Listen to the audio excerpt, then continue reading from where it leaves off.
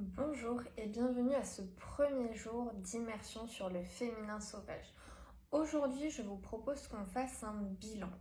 Avant de faire ce bilan, je vous invite du coup à inviter vos amis, vos collègues, vos voisines, vos sœurs, vos tantes, bref, toutes les femmes que vous pensez que ça peut intéresser, ce sujet du féminin sauvage. Et une fois que vous aurez invité vos amis, vos proches, veuillez vous munir d'une feuille et d'un stylo parce que pour le bilan, on va venir faire des petites coches ou en tout cas écrire et comptabiliser le total à la fin. Donc si jamais vous n'en avez pas sous la main, n'hésitez pas à mettre en pause la vidéo et à remettre play une fois que tout est bon. Donc du coup pour ce bilan, on va venir voir 3 thématiques, tout ce qui va être au niveau physique, mental et émotionnel. Et à travers ces 3 thématiques, à chaque fois on va venir voir 5 questions. Donc en tout, ça fera 15 questions et vous aurez un total sur 15. À ces questions, vous répondez uniquement par oui ou non. Si vous répondez non, 0 point. Si vous répondez oui, comptez 1 point. Et du coup, à la fin, je vous invite vraiment à me mettre sous la vidéo en commentaire combien de points vous avez sur 15. Pas de jugement, chacun a son propre score en fonction de ce que vous vivez en fait actuellement. Après ce petit bilan, je me présenterai à vous. Je vous présenterai aussi cette immersion et ce qu'est pour moi la femme sauvage et comment j'en suis arrivée là. Donc quand vous êtes prête, je vous invite du coup à prendre votre stylo, votre feuille. Et première question sur la thématique physique, est-ce que vous vous sentez mal dans votre corps? Donc pas au niveau des tensions physiques, mais est-ce que peut-être vous complexez? Oui ou non? Deuxième question, est-ce que vous avez des tensions dans votre corps? Donc là, on parle vraiment que ça soit tension physique ou émotionnelle, mais vous sentez que vous avez des douleurs en tous les cas. Troisième question, est-ce que vous êtes fatigué? Alors, je ne parle pas de fatigue juste parce que là, vous avez passé une sale nuit, mais est-ce que c'est une fatigue qui est assez récurrente? Quatrième question, est-ce que vous avez des douleurs pendant vos menstruations? Alors, pour certaines femmes, ça peut être uniquement pendant les menstruations et pour d'autres, ça peut être tout au long du cycle. Mais est-ce que vous avez des douleurs?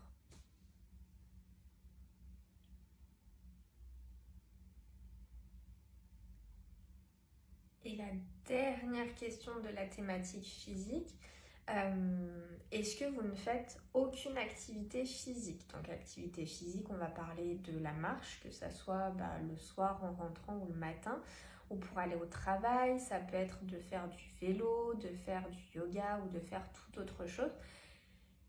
Est-ce que c'est quelque chose qui ne fait pas partie de vos habitudes? Oui ou non? Donc si jamais vous faites du yoga, vous répondez non. C'est quelque chose du coup qui fait partie de vos habitudes.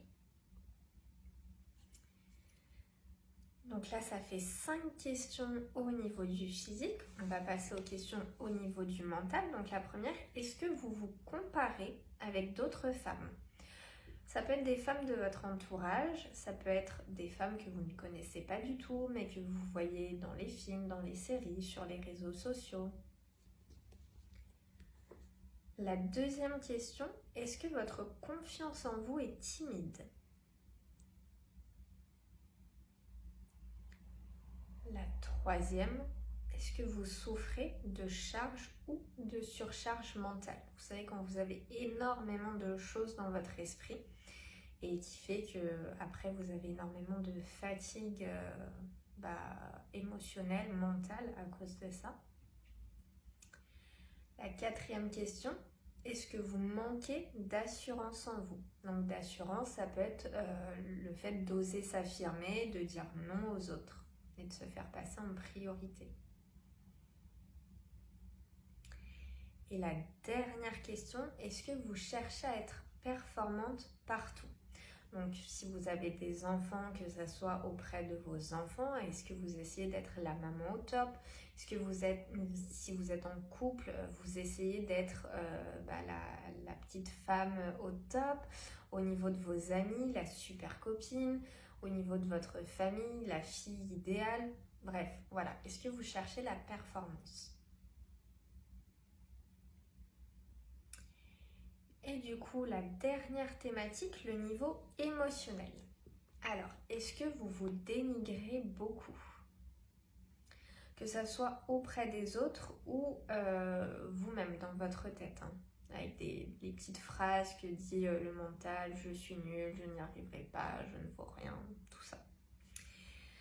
La deuxième question, est-ce que vous ressentez de la culpabilité?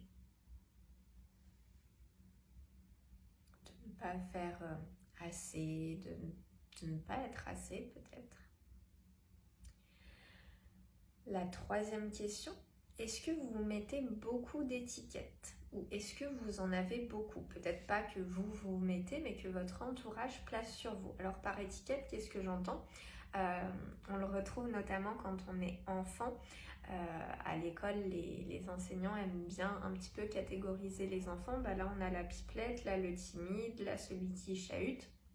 Et en grandissant, on a d'autres étiquettes qui viennent se poser sur nous. Alors, soit on les accepte et on reste un petit peu dans cette case, ou soit on les fait valser.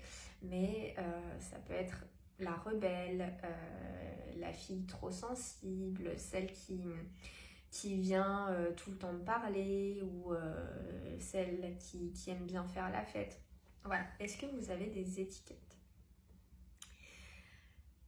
La quatrième question, est-ce que vous ressentez un sentiment de vide intérieur?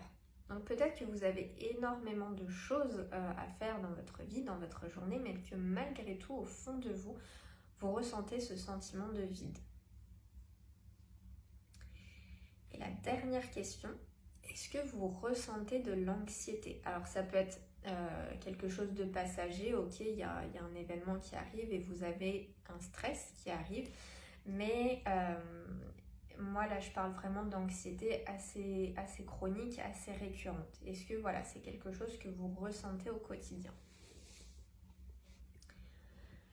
Donc là normalement vous avez répondu à toutes les questions, donc soit oui, soit non, il n'y a pas de peut-être, on ne compte pas les demi-points. Et je vous laisse le temps un petit peu de calculer, de voir quel chiffre ou quel nombre ça vous fait à la fin. N'hésitez pas à l'écrire du coup en commentaire une fois que vous l'aurez fait, comme ça permet un petit peu d'aiguiller. Alors pourquoi ce petit bilan? C'est savoir où vous en êtes actuellement dans votre vie en tant que femme. Là on va venir faire 7 jours d'immersion, donc certes, il y a eu des petits problèmes avec Facebook qui fait que ça n'a pas pu se faire dès lundi. Mais en tous les cas, il va y avoir 7 vidéos pour ces 7 jours d'immersion. Moi, ce que je cherche vraiment dans cette immersion, c'est de vous montrer que vous avez le droit de vous choisir. Le droit d'écouter votre cœur, votre corps, votre intuition.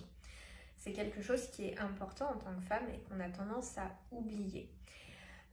Si vous sentez qu'au bout de cette immersion, il y a quelque chose qui émerge et que vous avez envie d'aller plus loin pour l'approfondir, pour aller plus loin dans ce travail à l'intérieur de vous et du coup vivre une vie un petit peu différente de celle que vous avez actuellement, je pourrais vous proposer de faire un rendez-vous de bilan avec vous. À l'issue de ce bilan, soit vous décidez de mettre en place des choses seul et d'avancer sur votre propre chemin, soit vous acceptez qu'on travaille ensemble et que du coup, je vous guide, je vous accompagne à travers 3 mois de programme afin de venir travailler sur votre féminin sauvage et de venir transformer votre vie de façon durable.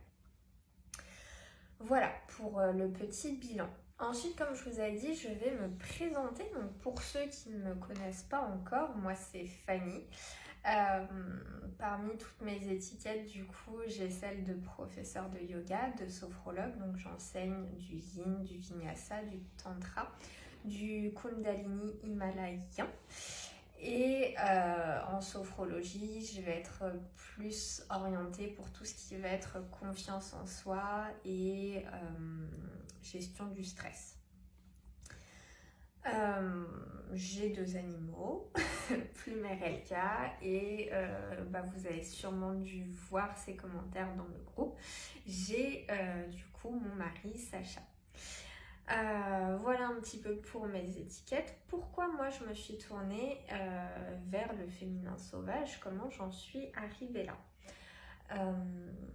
Moi, il y a quelques années de ça dans ma vie, c'était en 2016 à peu près, donc il y a 5 ans, ça n'allait pas du tout. J'étais dans une relation où je n'étais pas épanouie, j'étais mariée à quelqu'un et j'étais pas du tout épanouie. J'avais à mon travail, ça se passait pas bien du tout, je me faisais harceler moralement. Donc j'étais dans un univers très féminin parce que je travaillais dans le monde de la petite enfance et ça se passait pas bien. J'allais à reculons au travail, j'y allais en vélo, parfois on me crevait mes pneus de vélo, donc le soir pour rentrer c'était sympa. Et au-delà de ça, j'avais beaucoup de douleurs au niveau gynécologique, mais inexpliquées. Donc voilà, je n'avais pas vraiment d'aspect dans ma vie dans lesquels ça allait bien. Et j'ai commencé du coup à m'intéresser à tout ce qui était le féminin en participant à des cours, à des ateliers, à des stages, à des formations. Je lisais énormément de livres et moi ça m'a mis du coup plusieurs années à venir me changer, me transformer. Ça a été un petit peu la porte d'éveil à tout ça, mais ça m'a pris du temps parce que j'allais chercher un petit peu les ressources partout là où je pouvais. Donc des fois je tombais sur des trucs que je mettais en place directement et qui changeaient ma vie. Et parfois j'essayais, je me cassais un petit peu la figure, j'essayais des choses, ça me convenait pas. Du coup j'ai mis du temps en fait à être là où j'en suis actuellement. Donc ça a été des gros changements, hein. J'ai divorcé de mon premier mari, heureusement. J'ai changé de travail, j'ai fait une reconversion professionnelle et j'ai aussi pu mettre des mots et du coup un diagnostic sur mes douleurs. Donc je n'étais pas folle, je n'avais pas mal pour rien ou je n'étais pas une chochotte, il y avait vraiment quelque chose. J'ai de l'endométriose et c'est ça qui fait que j'ai des douleurs qui sont là malheureusement tous les mois. Et ça m'a aussi permis après de pouvoir travailler dessus et de mettre en place des solutions naturelles pour pouvoir agir vraiment sur mon corps et en prendre soin. Parce que le corps médical, pour lui, c'est très facile. C'est ok, on vous met sous pilule ou ok, on vous trouve ce traitement qui moi, résonnait pas du tout pour moi. Et puis, on refait un rendez-vous dans 6 mois et on n'en parle plus. Donc, voilà comment je suis venue au féminin sauvage. Et pourquoi la femme sauvage, pourquoi le féminin sauvage alors qu'on entend beaucoup d'autres termes, le féminin sacré, le féminin divin? Pourquoi moi je me suis plus ralliée, on va dire, à ce terme?